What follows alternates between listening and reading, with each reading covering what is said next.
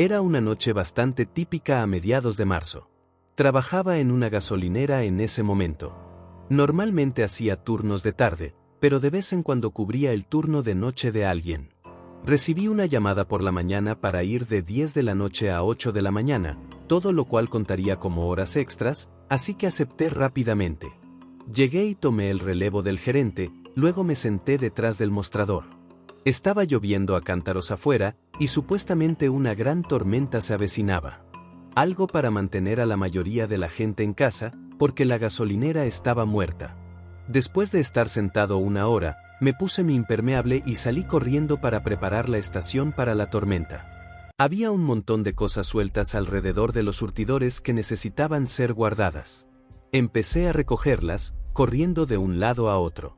Mientras tomaba las últimas, noté a un hombre no muy lejos de la gasolinera. Estaba al lado de la calle, caminando de un lado a otro, empapándose bajo la lluvia. Era muy inusual, aunque parecía que solo estaba esperando un transporte. Terminé y entré. 2 horas después, el trueno comenzó a retumbar en la distancia, y poco después, fuertes vientos y una lluvia aún más intensa se abatieron. Sabía que sería grave, pero esto era una locura. El viento golpeando los lados del edificio hacía que toda la habitación temblara. En un momento, incluso pensé que las puertas delanteras se iban a arrancar de sus bisagras porque se abrieron muy rápido.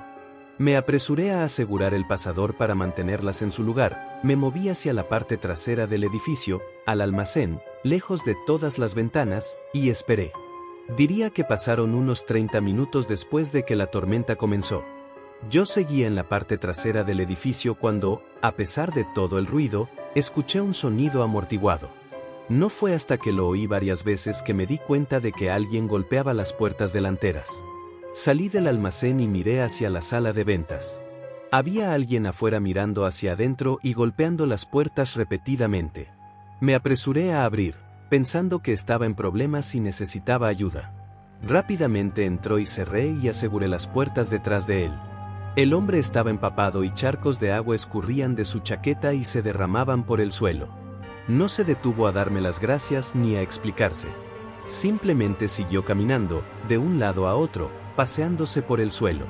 Era el mismo hombre que había visto antes. ¿Había estado allí todo el tiempo? Habían pasado más de 2 horas desde que lo había visto. Intenté preguntarle si estaba bien y si necesitaba que llamara para pedir ayuda, pero el hombre simplemente seguía paseándose por el suelo con esa mirada vacía y sin expresión en sus ojos. Después de observarlo durante un minuto, me sentí realmente incómodo y empecé a caminar hacia el mostrador para llamar a la policía. Pero mientras tomaba el teléfono, sus ojos se clavaron en mí y dejó de caminar. Fue entonces, mientras nos mirábamos, que noté que tenía las manos cortadas, justo en los nudillos, estaban ensangrentados y magullados. Me di cuenta de que lo había mirado demasiado tiempo y, cuando volví a mirarle a los ojos, supe que estaba furioso.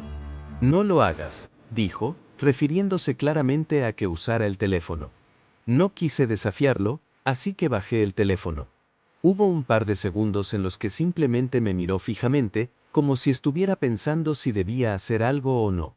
Pero luego se dio la vuelta y continuó paseándose. La tormenta arreció afuera, sacudiendo el edificio de forma caótica y añadiendo al horror de lo que estuviera sucediendo. Intenté pensar en todas mis opciones mientras este maníaco caminaba a pocos metros de mí.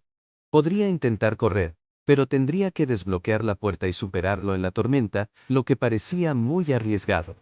También podría intentar llamar a la policía y esperar que se fuera, pero eso también era arriesgado. Curiosamente, terminé eligiendo probablemente la opción más arriesgada, no hacer nada y simplemente esperar.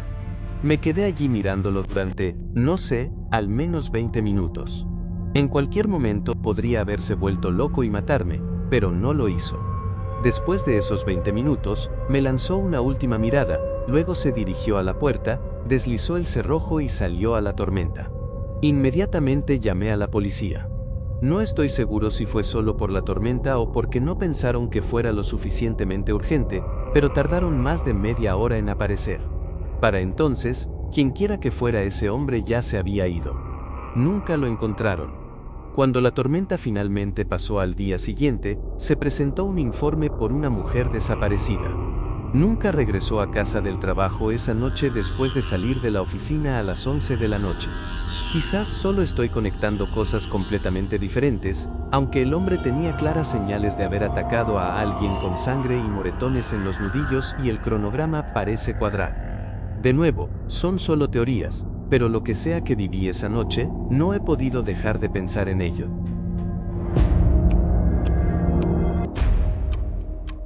Conducía de regreso a casa después de un turno nocturno en el trabajo. Trabajaba en seguridad, así que mis horarios eran algo irregulares. Había salido a la 1 de la mañana ese día. Había una tormenta bastante fuerte. Muchas de las carreteras tenían agua acumulada a los lados, y casi nadie más conducía. La ruta que suelo tomar es fuera de las carreteras principales, por calles más pequeñas y menos transitadas. Y por alguna razón, no me di cuenta de que probablemente esta vez debería haber tomado las carreteras principales. Tampoco es que estuvieran ocupadas. Mientras usaba una de estas pequeñas carreteras secundarias, llegué a un punto que estaba inundado. Era difícil decir exactamente qué tan alto estaba el agua, pero parecía que podría tener varios pies de profundidad, por lo que no me sentía cómodo conduciendo a través de ella. Sabía que esto significaba que tendría que conducir todo el camino de regreso, así que estaba bastante frustrado. Puse mi coche en reversa y empecé a retroceder para hacer un giro de 3 puntos, cuando mi coche empezó a pitar frenéticamente. Frené, pero ni siquiera sabía por qué pitaba, hasta que miré por encima del hombro y por la ventanilla trasera. Había un coche justo detrás de mí, a solo unos centímetros de mi parachoques.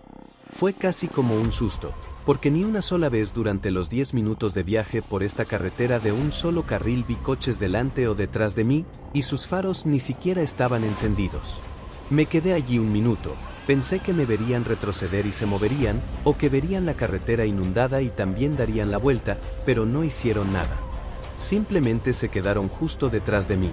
La lluvia golpeando mi coche bajo mis faros, siendo lo único que iluminaba la carretera, solo hacía que esto se sintiera más inquietante. Finalmente, toqué la bocina varias veces. Cuanto más tiempo me quedaba allí, más sentía que algo andaba muy mal. Luego, su puerta se abrió. Un hombre salió. Llevaba ropa negra y tenía una capucha que le cubría la mayor parte de la cara. Se acercó a mi ventana y la golpeó varias veces. No la abrí. El hombre no dijo nada. Solo siguió golpeando la ventana.